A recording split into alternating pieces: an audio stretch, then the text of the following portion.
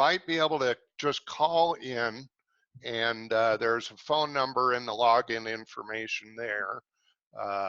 And then we are going to have Vic and Greg go through the presentation, and then we'll take questions at the end.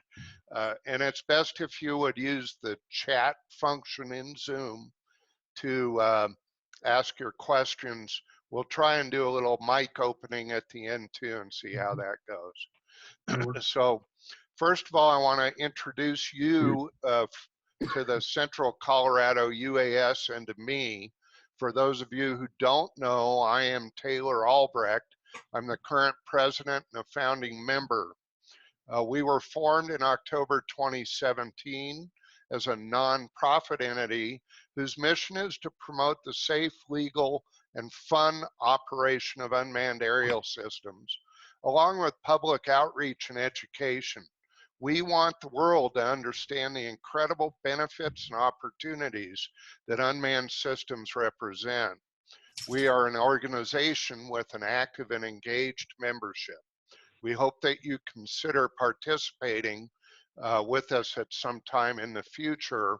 And I want to step aside right now and let you know that the leadership team of the Central Colorado UAS is here. Honora Roberts is our vice president, and Rebecca Berry is our secretary, and Dennis Heap is our treasurer, and they are all on the call. Tonight's important topic is the FAA's remote identification notice of proposed rulemaking. In order to create regulations, the FAA is compelled to publish the proposed rules and accept public comment. Remote ID was published December 31st, 2019, and the public comment period ends on March 2nd. This regulation as proposed needs all the commenting from throughout the industry as is possible. Tonight we are joined by Vic Moss of Moss Photography and the DroneU, and Greg White of Apex Unmanned. These two gentlemen are experts in the remote ID concept and very active in helping us promote constructive comment. I'm now going to turn the program over to Vic, and Vic will go ahead, and I'm going to quit sharing my screen, which I did. And if you could share yours. We got a few people with us there. Let me pull up what I need. There we go. What do you have what I need in front of you? Okay, yes, I do see the slideshow in front. Awesome. Awesome. Well, first of all, guys and gals, thanks really a ton for joining us. Remote ID is not probably, but it is the most important thing that's come down from the FAA since drones started flying, really, as far as drone regulations go. The way it is written now, we'll go into the specifics, both Greg and I will, it has the potential to pretty much kill this industry in one way or another. So we'll kind of get into the specifics. The good part will be easy because there's not much. And then Greg and I will jump in, and towards the end, we'll give you an idea about what you can do. So basically, a good summary here, which I guess we really don't need to do too much because I can't find my cursor. There we go. Taylor already kind of went through it. It's basically going to be a system in which we will have a license plate in the sky is probably the best way to describe it at this point. At least that's the theory. It goes way, way, way beyond that, which is a little bit of a scary situation. And the prospect of remote ID is something that really needs to happen. It needs to happen pretty desperately, actually. It's just the way it's written is just terrible. So beyond line of sight, over people, things like that, remote ID can open up the airspace, but not this version. We're going to try to do this fairly quickly. I could sit up here and talk for 2 or 3 hours. I'm not going to do that to y'all. Greg can jump in as well. He could probably talk for another half hour or more, but we're not going to do that. So we're going to cover what the categories are, which is really important because there's three different categories. And each one, every drone in the sky will fall under one of these three categories if it's flying under 107. The message elements is also going to be very important because that's what will be broadcast or transmitted. USS, the remote ID service providers, which is actually service suppliers. It says it two different ways in the note and the NPRM, so it gets a little confusing. Sessions, Greg's got a real good handle on sessions. I still haven't gotten a handle on it yet, so that'll be good. Registration changes, mostly for hobbyists, not so much for 107. The FRIAs, which is a AMA field, basically, for lack of better description. It's a very, very bad issue for AMA and those things. The problems had a comment, and then we'll open things up to Q&A. So the three categories are standard, limited, and those without RID, which is remote ID. It's very important to kind of get a good grasp of these because everything is going to be built upon these three categories. The first one is standard. That's pretty much going to be lots of the flights that take place. But the drone a drone and or ground station must transmit and broadcast. So it has to be transmitted via the internet, which means you have to be connected to the internet from the UAV and the ground station. So you're going to have some type of system like your phone or your controller or something that is connected to the internet at all times to fly for the most part. If the internet is not available, and the drone will still broadcast, so it doesn't have to go over the internet, but it'll still broadcast like let's say what DJI drones do now. Then you're allowed to fly. One of the problems is they really don't explain what readily available is, so we have to go into that as well. If the broadcast is also lost, like let's say you're flying, you don't have internet, but then you also lose your broadcast, then you have to land as soon as practical. They don't define that. As soon as practical could mean there and then, return to home, or let's say you're on a BVLOS mission, then maybe it's just the safest thing to do is finish the mission. So they don't define that. At takeoff, which means when you fire the props, you have to have an ANSI serial number. So it has to be an ANSI certified serial number, which no drones, to my knowledge, have those right now.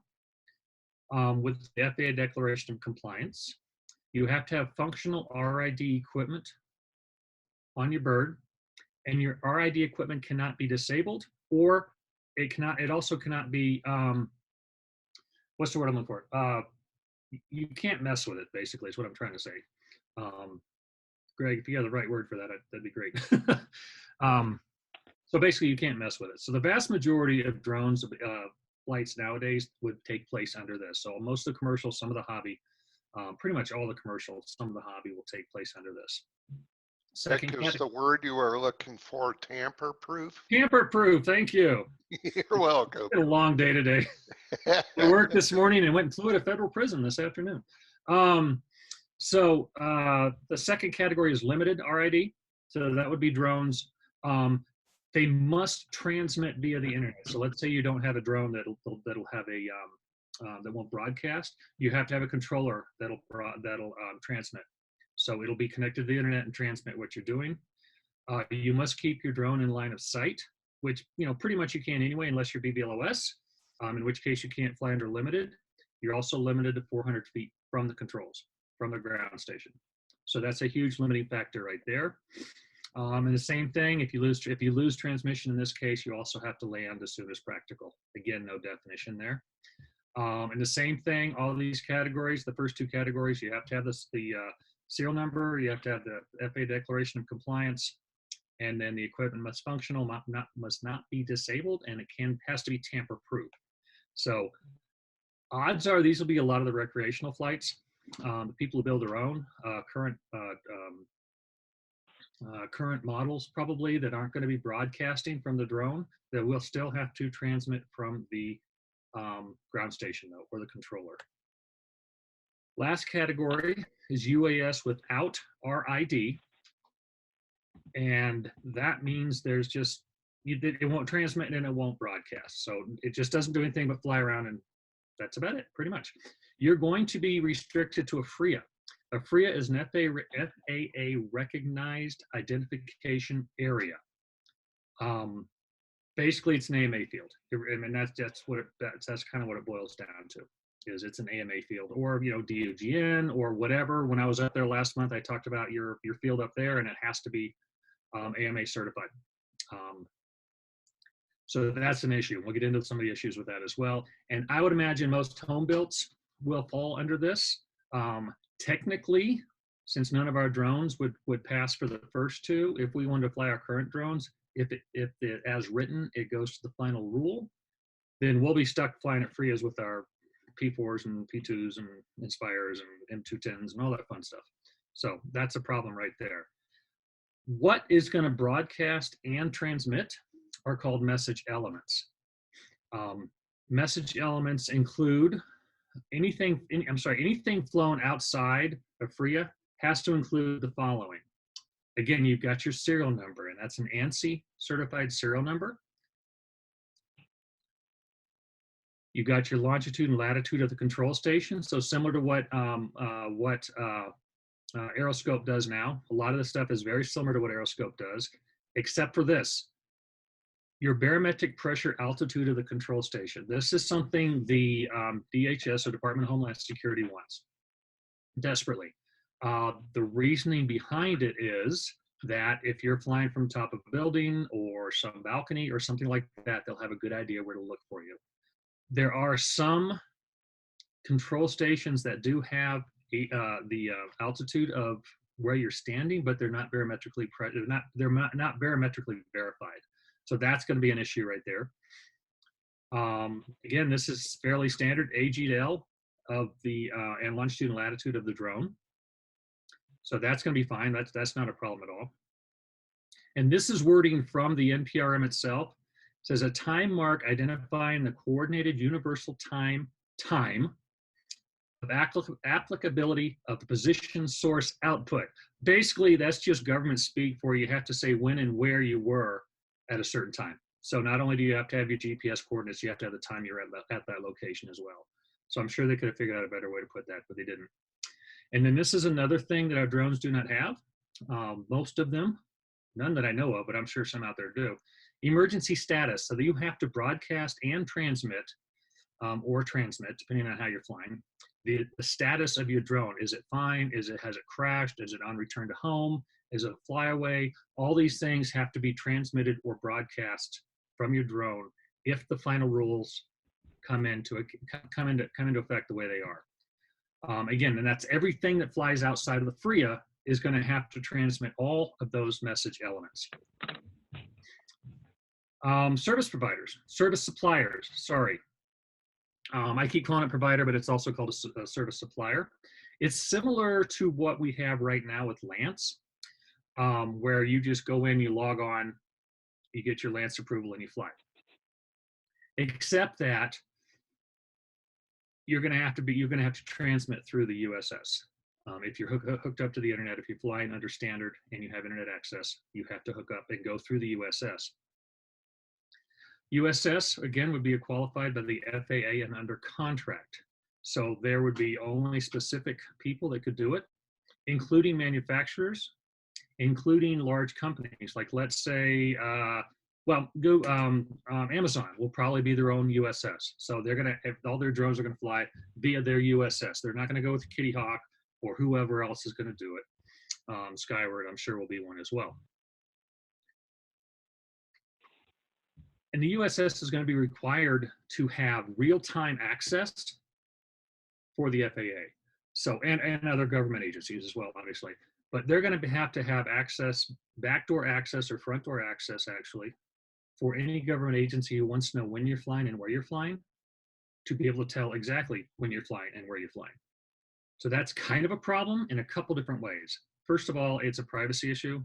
And second of all, I've got an FBI contact I mentioned last month. I talked with him and he says, we have no way to process this data. So they're asking to do things that don't really work well yet. Now we have 4 years more or less, so don't freak about this just yet. The USS would also have to maintain the elements securely. So that means they're going to have to hold on to all your stuff for, I think it's 3 months. It might be 6 months. So all that stuff has to be securely held on to. It'll establish technical parameters about how you do things, how the specific ways that the information is kept and relayed. That aspect has not been developed yet to the degree they want. You've got Aeroscope and you've got White Fox and probably some others that aren't as well known that do have this type of information that they can garner from flights, but there's no ASTM standard, for lack of a better word, for these right now. So they have technical aspects and the technical parameters still have to be established. And then they have to keep the FAA apprised of status of service. That means they have to tell the FAA when they're running, when they're not working, what happened, when it happened, stuff like that. So that's a USS issue. That's not necessarily our issue as pilots and operators, unless, of course, our USS goes down and we can't, then what are we going to do? So that's a problem right there. Especially flying under limited, you have to be connected to the internet. If your internet goes down, your service provider, your service supplier goes down, then you're done. You're shut down. You can't fly. So that's a problem right there. Session IDs. Do you want to take this one over, Greg? I'll just pull through this. I just don't have a real handle on it. That's the only reason. So the session ID is essentially the USS box for prescribed flight, volume-based. And it is used in that manner to prevent more than what would be safely permitted in a given zone, and that is based off of the USS Argus map that everyone already uses through Lance. Now, the session ID really comes back down to what you already highlighted very well, which is the serial number, lat long, the time mark, and universal time code. The universal time code mark is an interesting supposed requirement because all that really does is negate the requirement for a minimum latency in the broadcast or networked environment. So rather than come out with a minimum latency, the government really doesn't have a good grasp on what that minimum latency should be. Their answer is a date time stamp. So UTC is the FAA's common time mark, and the emergency beacon, as you highlighted, is expected to serve two functions. One is to in real time announce emergency UAS aircraft in the area, responding for first responders, police, fire, and such, and gives them priority both to the USS and to others flying in the area. As far as the barometric pressure, you did highlight that that's difficult to accurately and consistently measure. Particularly, we found that to be challenging this last year in the NASA research that we did in Nevada, where we actually used 3 different forms of GPS, and the problem was that we were doing remote landings and takeoffs, and the difference was up to 50 feet. Because of the inherent errors in different WGS84 and other GPS systems, and so the universal system is definitely needed. But the session ID is correlated, as you explained, Vic, with the serial number and UAS registration, and broadcast and networked as appropriate.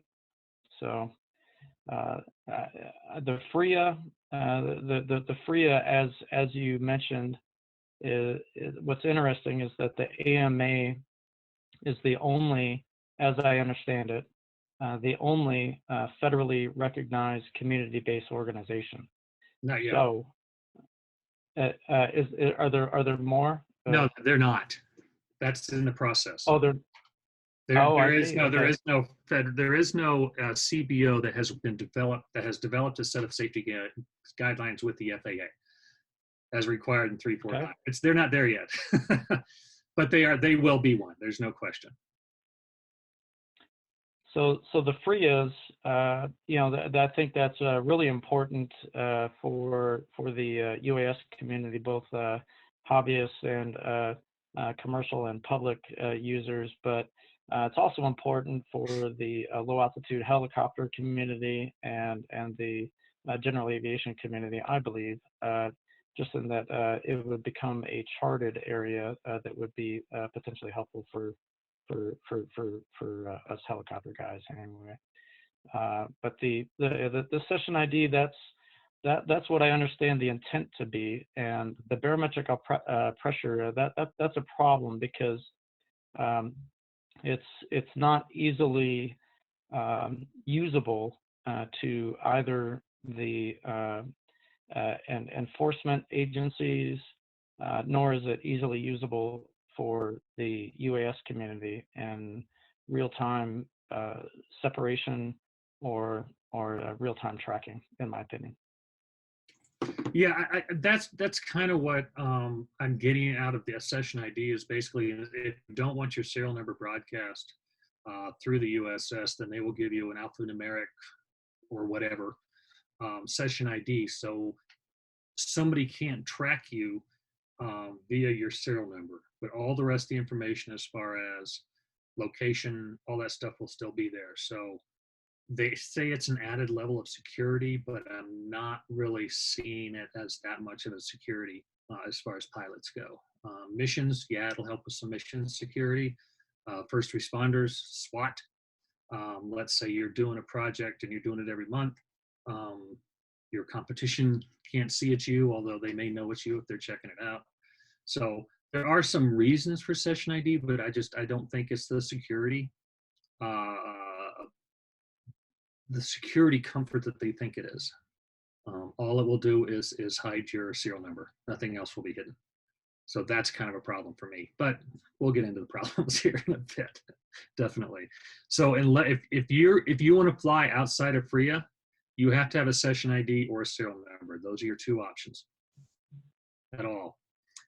Again, registration is not going to be that much different for the commercial guys and gals, but it will be a huge difference for anybody who flies under Section 349, which is the new hobby rules, for lack of a better word. Instead of right now, you register yourself as a hobby flyer. They give you a number, and you put that number on every single drone that you own. So $1 $5 fee, and that's it. Every 2 years, I think it is, or 3 years, whatever it is. That will go away, because one of the big issues with remote ID is each remote ID has to be, or each flight has to be tied to a serial number drone, and so you can't have a bunch of drones with the same serial number out there flying around. And also, it has to be an ANSI serial number. So again, that will not work with the hobby rules where you put one number on all your drones. Now, if you just got a couple, 3 drones, it's not that big a deal, but there are plenty of pilots or plenty of hobbyists out there. Take John McBride, for instance. I think he said he has 250 drones. Does he fly them all the time? No. Well, RC aircraft, I should say. Or maybe it was 150. I don't remember now. But he has a lot, and I know other people who have a lot. And I've seen people online who have a lot. And so that's going to be an undue burden financially and an unnecessary burden financially. So if you don't register everything, you're stuck at a FRIA. So there's not a whole lot of changes as far as registration goes for the commercial folks, but for the hobby folks, it really does. So anything over 240 or 250 grams has to be registered. So your Mavic Mini, those kind of things, most of your other stuff really doesn't need to be registered as a hobbyist. Anything you fly commercially has to be registered. So that's what that is with registration. Again, not that big a deal. Let's get a little bit into the FRIAs now.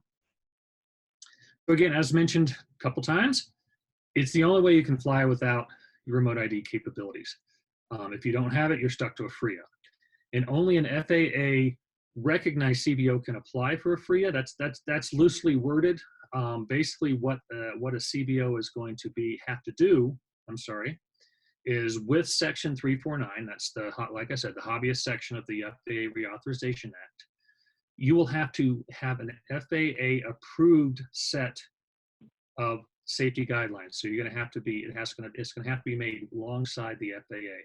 And in order to do that, in order to be a CBO, you have to have that. So you've got AMA and you've got the Drone Users Group Network, are the two that I know of that are currently working with the FAA. So they can get certified as an FAA recognized CBO. Recognized is a technical term that's not exactly accurate, but it's close enough for what we're talking about.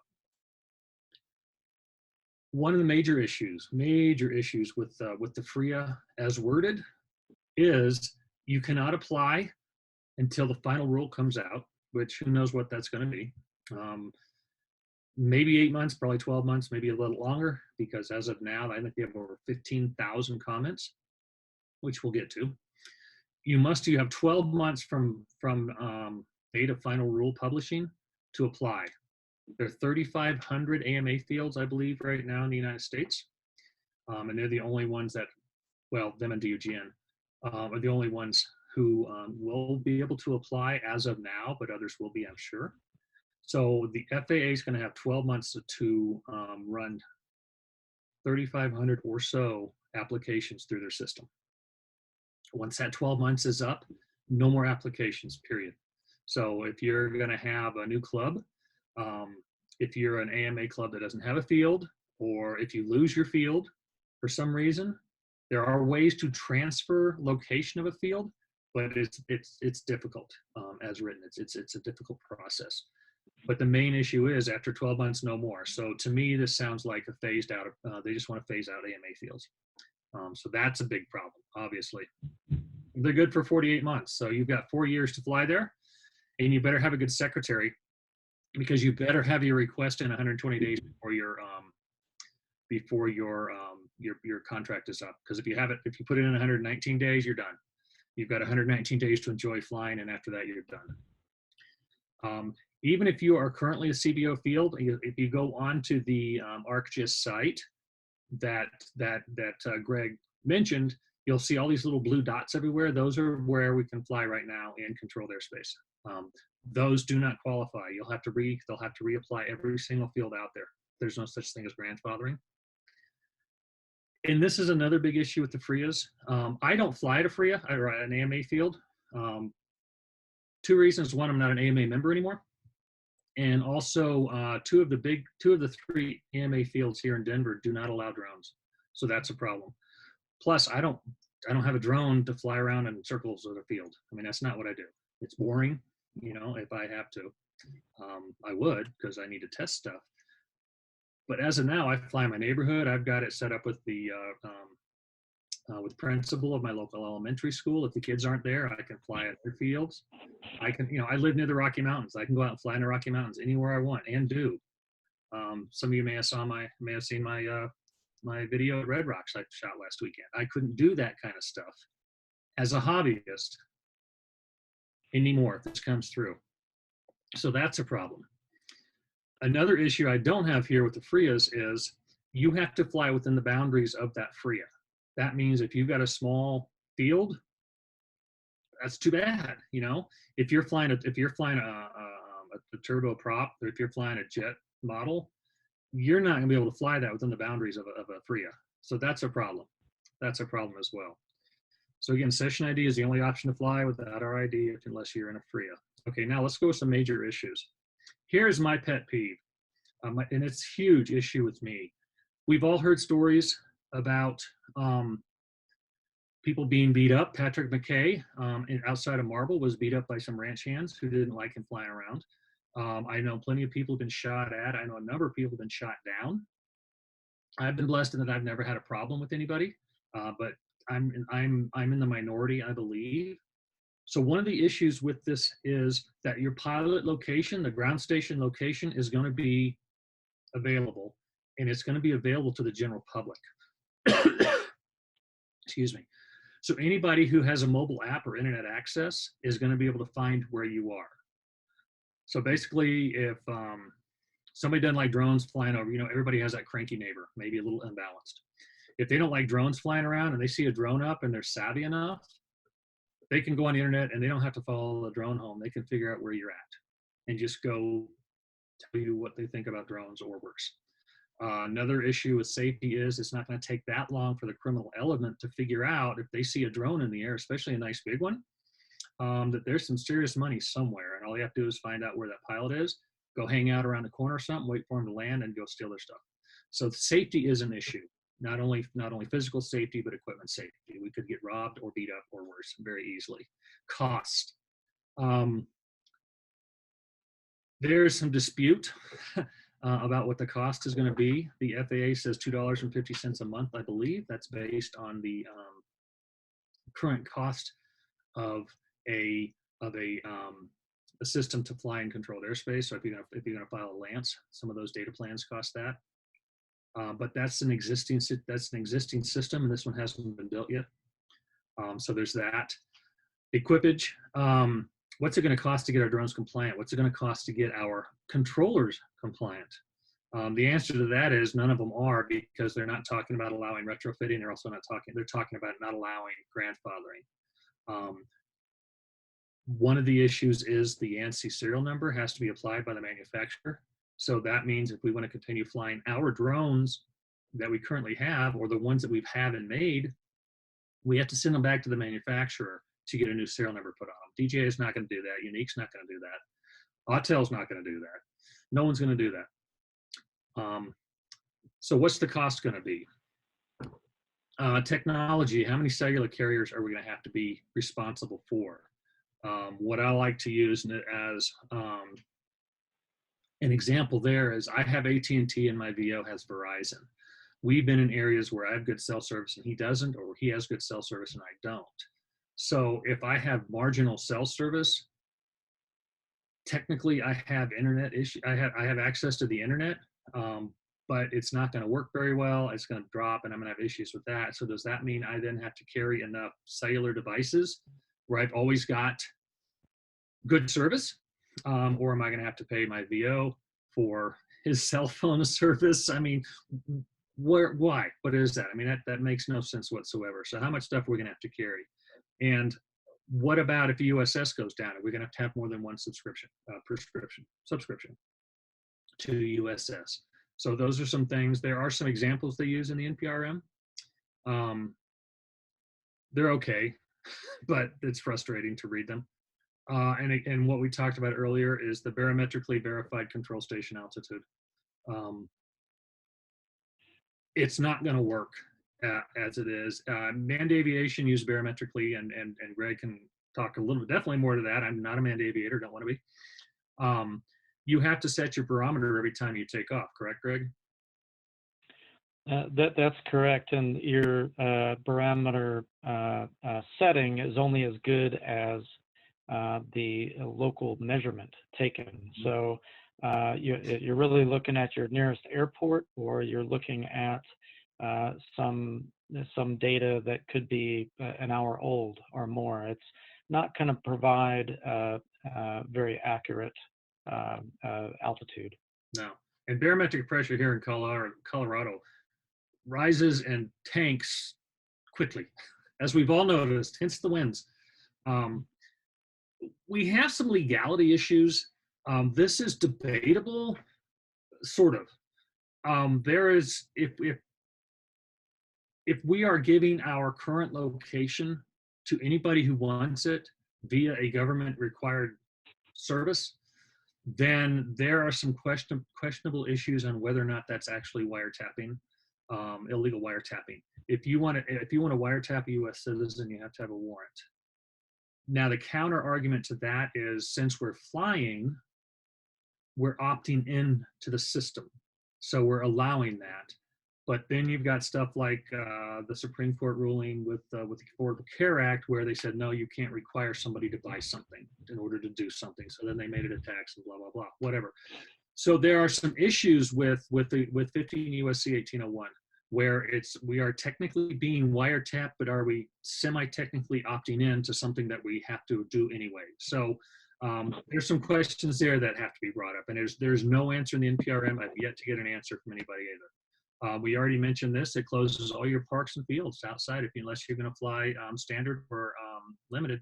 You can't fly your home builts anymore unless you're named Mayfield. This is another thing that I really didn't think it was that big a deal at first, but the more I dig into it, the more I talk to people, I've realized that this is huge. If you talk to pilots, if you talk to mechanics, if you talk to anybody who has anything to do with aviation, a lot of them got their start in model aircraft, playing around with model aircraft, building models, flying models, that kind of thing. If you are going to kill off the hobby industry, what's that going to do to the aviation industry? What, 10, 20, 30 years down the road, where are our aviators going to come from, or where are mechanics going to come from? It's almost planned obsolescence, and there's already a pilot shortage in the commercial realm. So what's it going to do to that? That's scary. And the other issue I have with this, and I've talked to people, I've talked to a number of different people in different areas of our government about this. We need remote ID. I think that's a fairly common feeling among, definitely among commercial pilots, not so much among hobbyists. But we have to comply. We have to have really good compliance for this to work, or else it's not, if you have 50% compliance, I mean, you only know 50% of the drones out there. And that's going to make remote ID pointless. So it has to be workable in a system, and the way it's written right now, on the margin, it's going to be nothing. Nobody's going to comply. I'm not going to tell people not to comply. There are reasons why I can't tell people not to comply.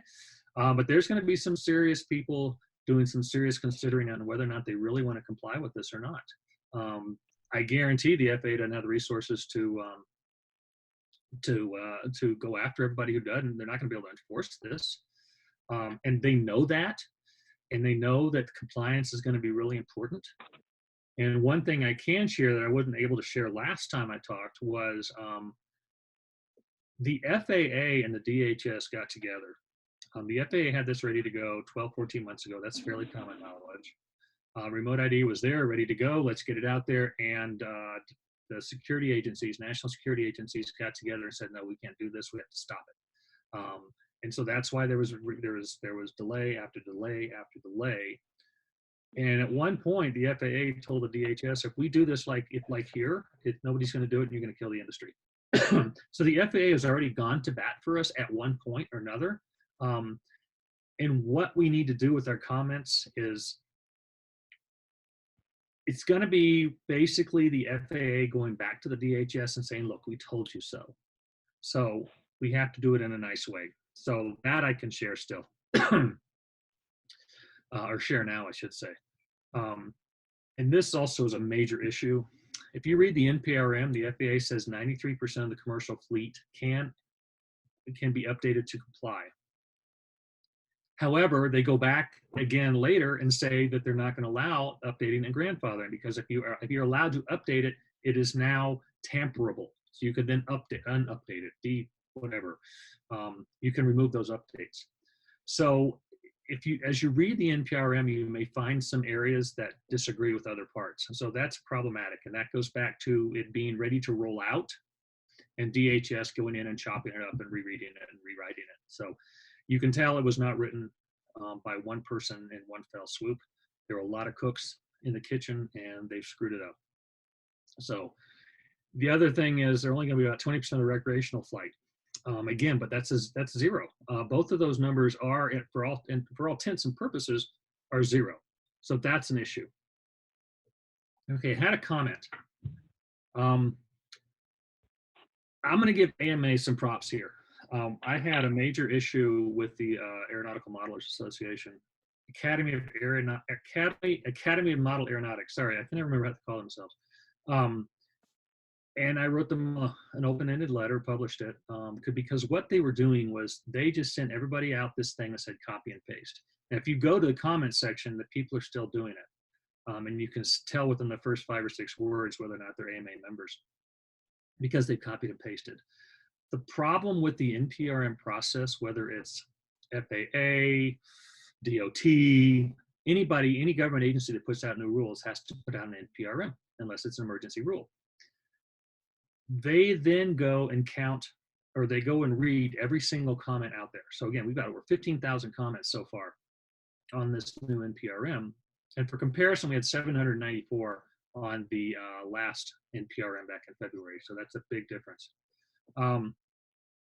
They read every single one and they group them together. Okay, this person says this and this person says this. And so they have this system to where they go ahead and they put them all together, they pool them all together, and then they give them to the FAA and say, this is what this said, and this is what this said, these people said this is how many there were.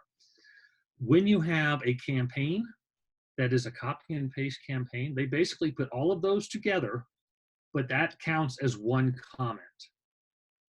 So I mean, yeah, there's the numbers are there. Like, let's say they have 3,000 people that said the same thing. Yeah, there's 3,000 people that said that, but it's really only going to be counted at the end as one comment. So the AMA has changed their tune on that, and they put out a couple of different templates that people should use in order to write their own. So I'm going to give AMA props on that. So do not copy and paste. Read some of the comments, and you'll get the link here in a bit, but read some of the comments and it'll give you a good idea about what to say. Be concise. You have 5,000 characters, and mine was exactly 5,000 characters. And we're going to be writing another one here for UAS Colorado here in a bit, and that'll be much longer, but it'll also be in a PDF format. So you can do that. If you want to attach a PDF or you want to attach a doc to it, there's some different formats you can use. So you can go ahead and look on there and see what you do. But in that case, in the body of your comment, go ahead and put on there, I'm commenting whatever, please see the attached, but then make sure it is attached. I've seen at least one where they say, please see the attached, and there's no attachment. So make sure you're attached before you hit the button. Be personal. Tell them how it's going to affect you personally. I like to go out in the woods, or I like to go out on my farm and fly with my grandson or my granddaughter.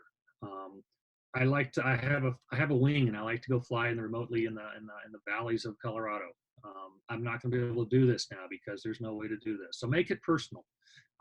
As a commercial pilot, it's like, hey, this is really going to affect me because it's going to increase my cost. So that's a problem. Don't rant. Oh my goodness. Read some of the comments in the comments section, and you can learn really quickly how not to comment. There are some that are not something you'd say on Sunday morning, among other things. So just don't rant. It's because it's not gonna matter. You're wasting everybody's time. Offer suggestions. They don't want you to just get up there and say, oh, this sucks, that sucks, this sucks, that sucks, this sucks. Say, this sucks, but this is why it won't suck. So, I mean, give them suggestions as well. So don't just rant and don't just say negative things, offer them suggestions.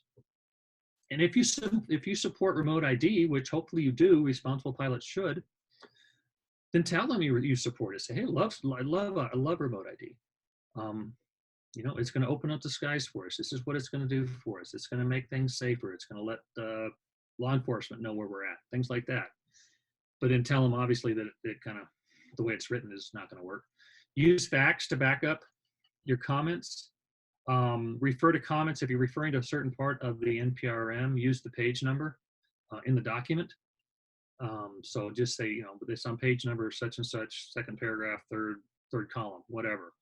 And then use facts that you made on your own, that you found on your own, about the cost, about the capabilities or lack thereof of certain aspects of remote ID. Again, like I mentioned, use page numbers for reference, and use your real name, please. If you go on there, you can see stuff anonymous, or Donald Trump is. I think Donald Trump has commented like 4 or 5 times. I guarantee Donald Trump has not commented 4 or 5 times. There are some very interesting made-up names. Again, not repeatable.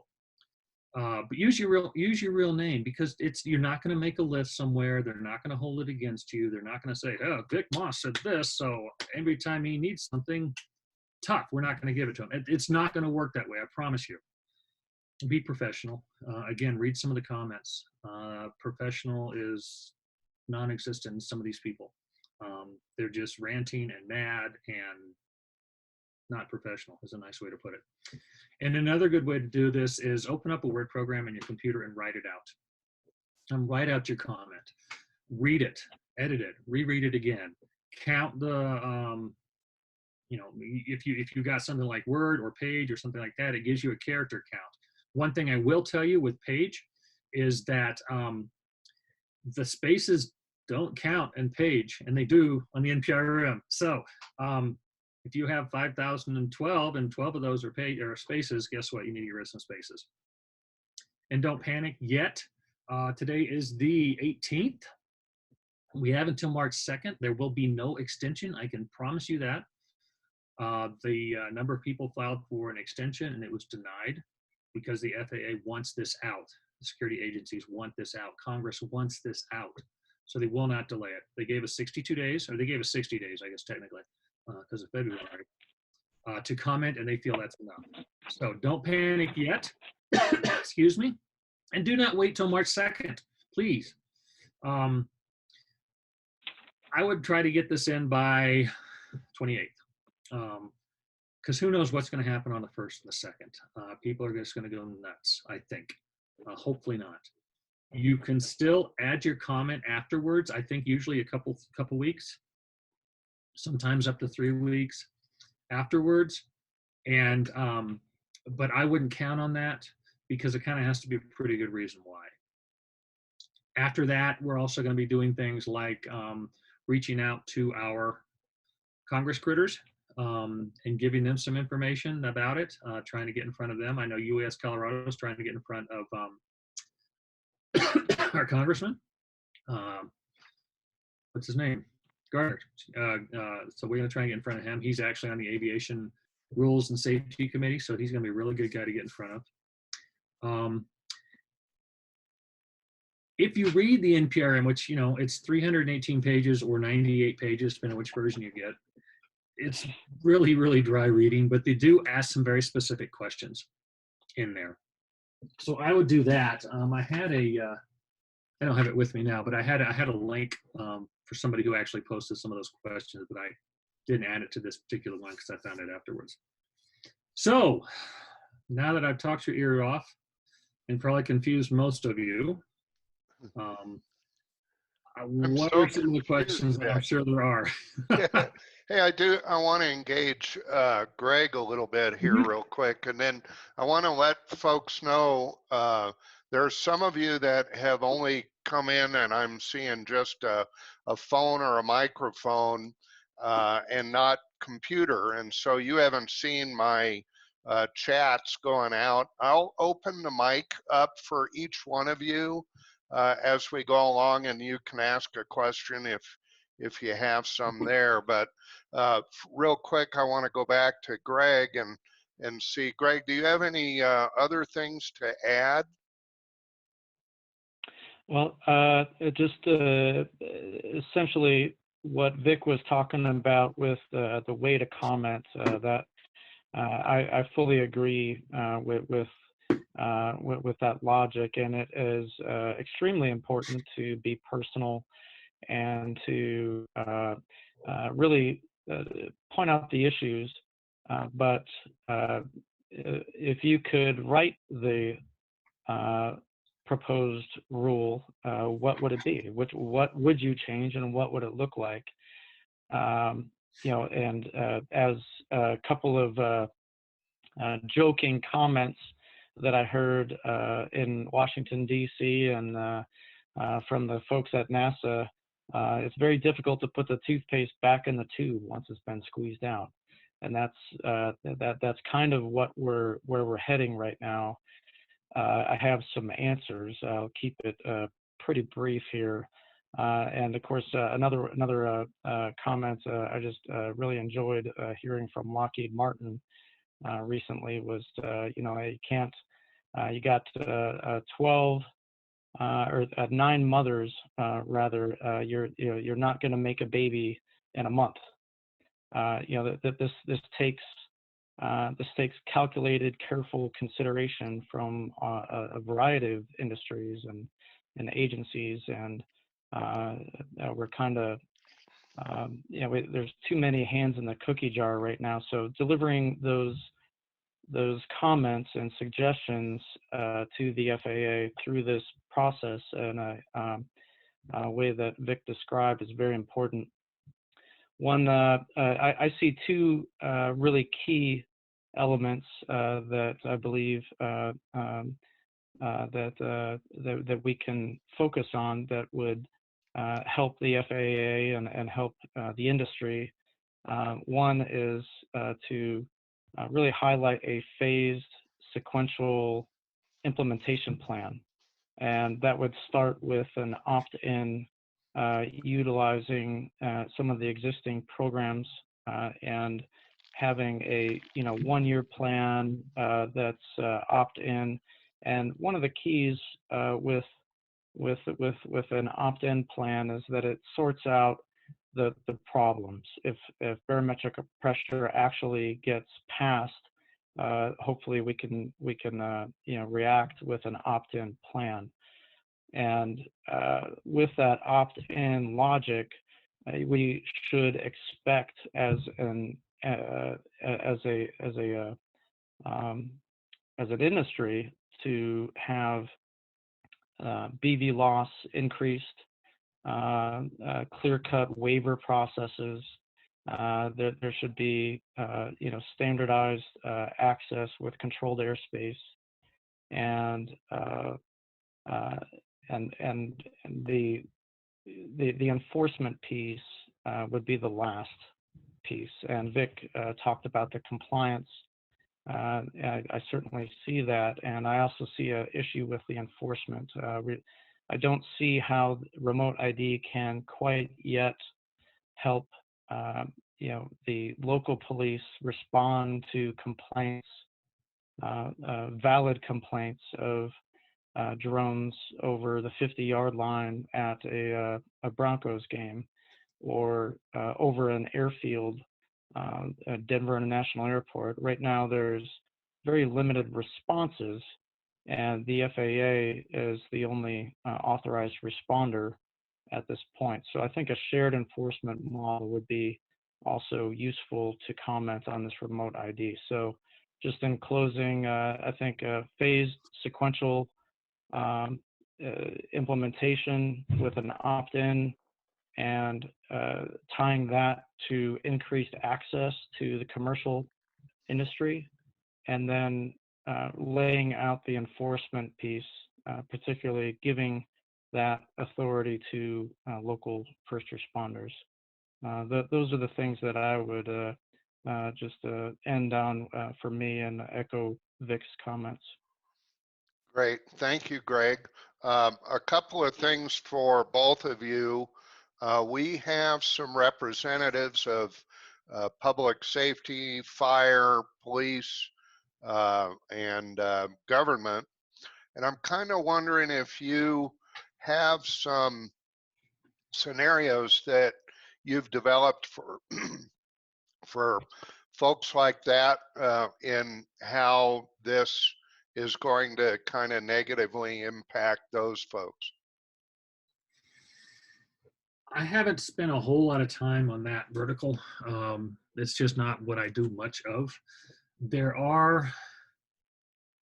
some opt-out situations that you don't have to use remote ID as a first responder, but it is not, to my knowledge, it does not include things like volunteers.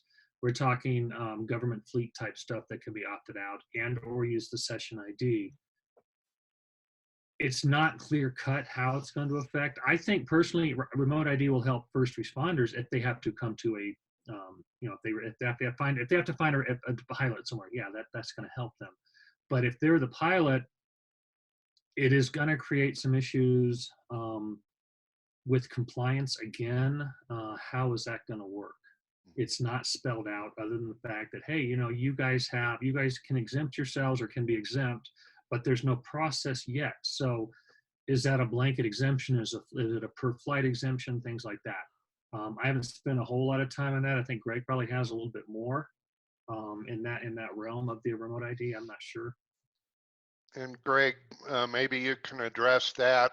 Certainly up here in Chaffee County and in the mountains of central Colorado, search and rescue is a huge thing, and many of our entities have started using drones in very beneficial ways. Will this have an impact on them?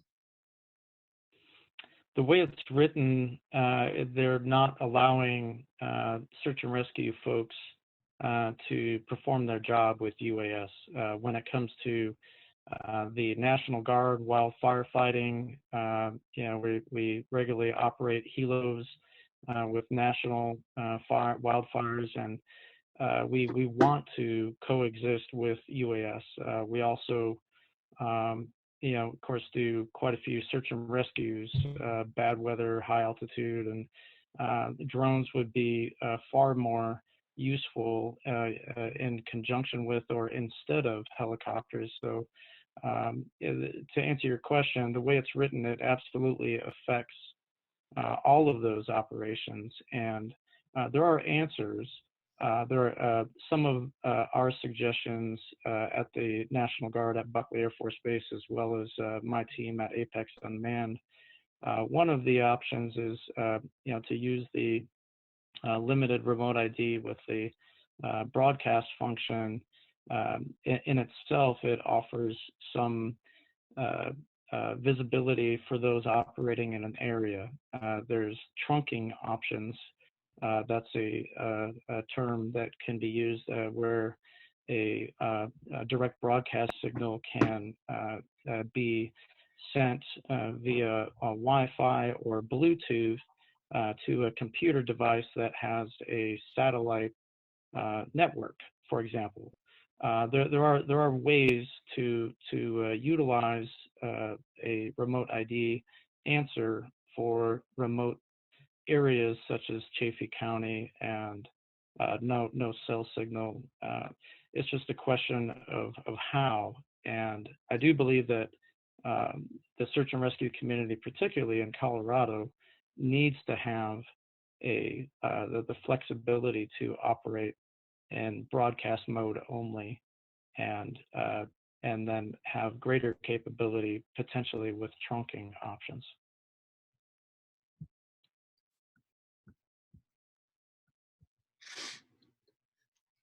Thanks, Greg. One other quick thing is, does this get rid of COAs completely? I don't know how it would. There's more to COA than permissions. Okay. A couple of things. I'm going to try. Actually, I should go back to. While you're doing that real quick, let's talk about how to comment and where to comment. I did not put, which is why I checked, I did not put a link on my PowerPoint, mainly because it's a government link. So it's like register.gov. whatever with about a 14 page or 14, 15, 20 alphanumeric after that. So the best way to do it is just Google RID NPRM FAA. The first three links that'll come up are just different ways you can get to that. So that's how you get to the page. I do strongly suggest you go to that page and read some of those comments.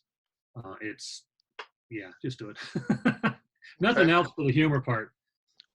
Great. Well, we do have a couple of questions. Sure. I'm going to try a novel thing. The first, Troy Lutz is with us, and he had a couple of questions. What I'm going to do is, Troy, I'm going to unmute your mic, and I'm also going to see if we can bring your video on, get a little bit of feedback there. But if you would like to go ahead, I can hear me in your background, so would you like to ask your question? Okay, so one of the questions I have, broadcasting a remote area, how does the FAA expect to get that data in real time? I don't see that that's possible. The broadcast part of it would not be real time. The transmission via the internet will be real time. So they understand that there will be times when you can't connect to the internet, and that will not be real time.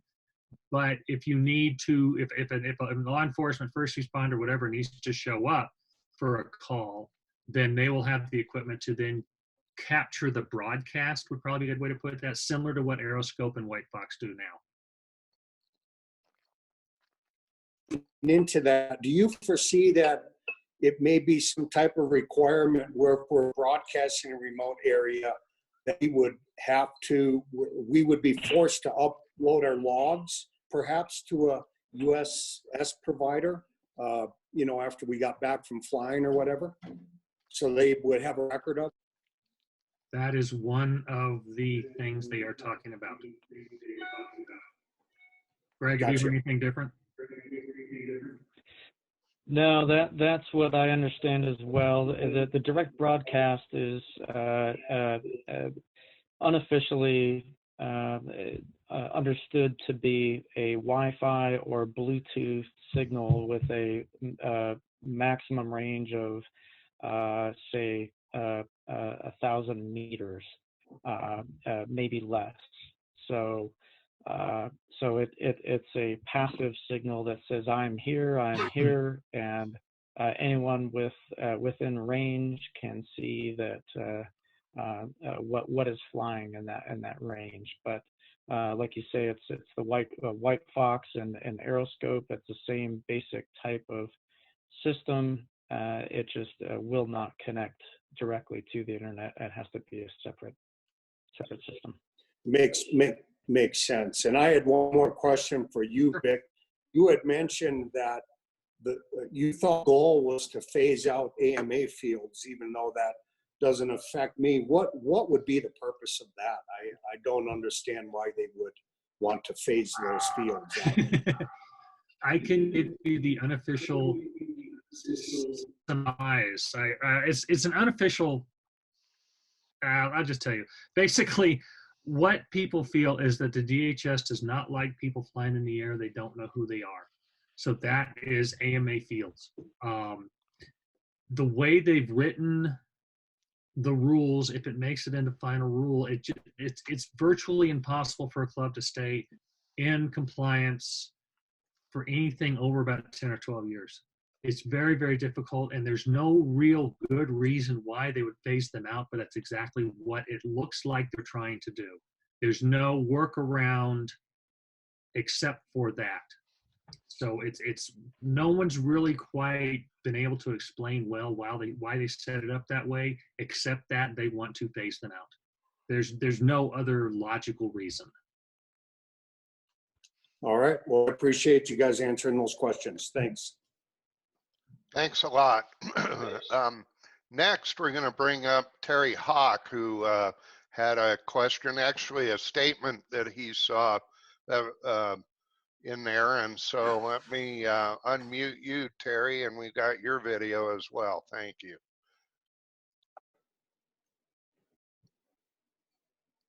Follow up to what was just said as far as phasing out the AMA fields. Hang on. Yeah, if you bring those speakers to phasing out the AMA fields from the standpoint, if you read in there, they also, and I put it in the chat, a comment, where they're expecting all commercial UAS, anything over the 0.55 pounds, that must have ID. And what that's telling me is that they want to have one system, whether you're a hobbyist, whether you're a professional, to use for everybody. And at the same time, then there would be no more need of a AMA field. So it's certainly, I read everything as this is one system for everybody, regardless of who you are, and forget about the hobbyist and AMA flying. So just a comment, but that's my interpretation. I'm just curious if I'm reading too much into that or not. I don't think you're reading too much into it, but I don't have the logic behind it. Like I said, it makes no sense why they want to do that. And so I don't know why it's written that way. I wish they would let us know, but we haven't heard anything. All right, great. The next thing I'm going to do, I'm going to step through each of the folks that have only joined by phone, just to see if they have questions. And so I'm going to give that list out real quick. Bill Sample, Brett, Mitchell, Mr. Cotton, and Kira. You guys joined by phone, and so I'm going to unmute you first, Bill, and see if you have any questions. And you should be unmuted now. Okay, I'm also watching the video part of it too. Oh, okay.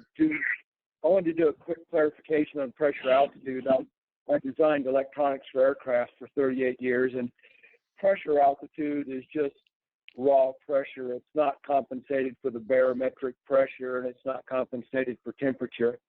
And so for people to have that number, it's real easy to transmit it, but then it's going to be off by hundreds of feet unless the local people know how to apply pressure, the barometric pressure and the temperature to it. And also, I'm a search and rescue member, and we really need to be able to fly these drones in remote areas where we don't have cell phone coverage.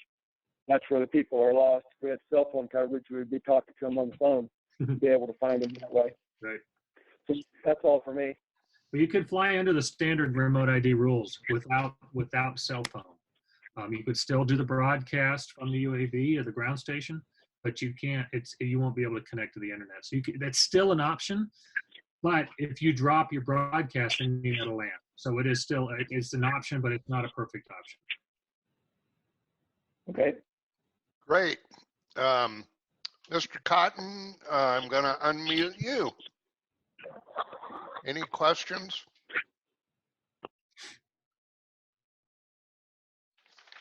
I may not be having Glenn. Let's see, did I?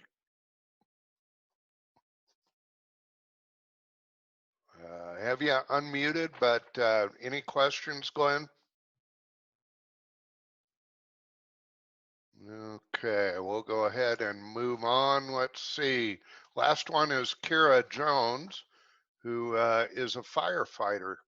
And Kira, I'm trying to unmute you, but not having any luck. I'll try that again. Let's see. All right. No luck unmuting, Kira. So if you have any questions, we can field those through there. Final follow-up comments before I sign us off. Well, I can tell you while we were sitting there waiting, I went ahead and went to the register, the remote ID register, and the numbers have changed drastically. From what I saw earlier, we have 17,695 public comments to date. Page views are almost 250,000 people have looked at this page. So if the page views come anywhere near what the comments are going to become, don't wait till March 2nd. You're going to have 100,000 people trying to put comments on the last day. That's not going to happen, obviously, because of those 248,344 page views, I'd say probably about 150 of them are mine, because I keep going back and looking at it. But the numbers are very, very promising. I really wanted to see 25,000. I would be very happy with 25,000. I didn't think we were going to get it as far as number of comments. I'm not too sure we're not. I know a lot of people are still working on theirs. Like I said, I'm working on ours for UAS Colorado. We're going to put one in for DroneU. And I would be very happy if we get 25,000 comments. Well, it's going to overwhelm them, that's for sure. One other thing that Dennis asked was, could we get a copy of Vic's comment and UAS Colorado comments? Copy of, okay, if you want my comments, go to the register and search it. You'll find my name in there. It's actually under Victor Moss. But yeah, you can look up anybody's comment if you know their name. So just go in where it says read the 17,695 public comments. Mm-hmm. You click on that, and it comes up as you have a search box on the upper left side of the page, and if you put my name in there, it's Victor Moss. Although it probably comes up under Vic Moss too. I don't know. Let me move my computer. Nope, I guess it comes up under Vic Moss because it's, I just Okay. searched my name and it's not there. And the UAS Colorado Yep, comments there it is. have not Oh, yet I'm in there been twice. That's submitted. funny. Somebody quoted me. Okay, anyway, interesting. So yeah, you can read my comment there. The U.S. Colorado has not been. I have not written that yet. Working on it. Um, Uh, somebody and probably came you in haven't here in Lakewood this week, so that put a kibosh on some things for me as well. submitted the UAS Colorado No, I haven't comments yet. even written it yet. We'll Okay. have that out here in the next week or so. And Kira that'll be did. letter. Kira did ask if it's possible to get the PowerPoint, and I'll send it to you. Oh, you have it. Yeah, sure. yes, That's fine. I do have it. And also, Kira, and for everybody, we have been recording this, and I will post it on the Central Colorado UAS YouTube channel, and so we can share that out. The only other thing I would say is go to www.droneadvocacykit.com, and that we have DroneU and a FPV Freedom Coalition put together a comment guide. So droneadvocacykit.com. You will need Great. to put in your email address, and we are gathering email addresses in case we need to do something after the NPRM comment period is over. We're not going to use those for anything else. All right. I don't see any other questions. We still have quite a few folks here. We are just delighted that you guys joined us this evening, and I want to say thank you very, very, very much to Vic and Greg for spending their time with us and their efforts on behalf of our industry. But this has been great information, and we really appreciate you coming. Sure thing. Again, I recorded the meeting and we'll get it posted. We'd like to encourage you all to consider making comments and help I the would go FAA. beyond and encourage. I would say we demand you go make yeah, comments. we insist that since you insist is a nicer word, definitely. since you joined us at this webinar that you must make comments. But I'm going to search everybody's name at March 3rd. I'm kidding. So and then if you're, I want you to know that if you're not a member of the Central Colorado UAS, we'd love to have you consider becoming one. We have a great event coming up in April. Our 8th UAS Roundup is going to be held April 19 and 20 at the wonderful Mount Princeton Hot Springs Resort in Nathrop, Colorado. Remote ID is going to be a focus of this event, but we're going to look at it a lot differently by that time. The comment period will be closed, and we'll start really trying to look at the impact of remote ID from many different perspectives.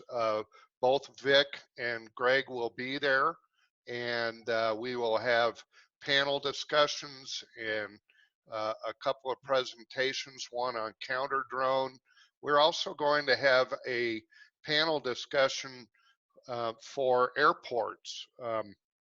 They're very interested in remote ID and counter drone, and so we have some representatives from the FAA and DIA and other alphabet organizations, along with just some other airports that are going to be joining us for that.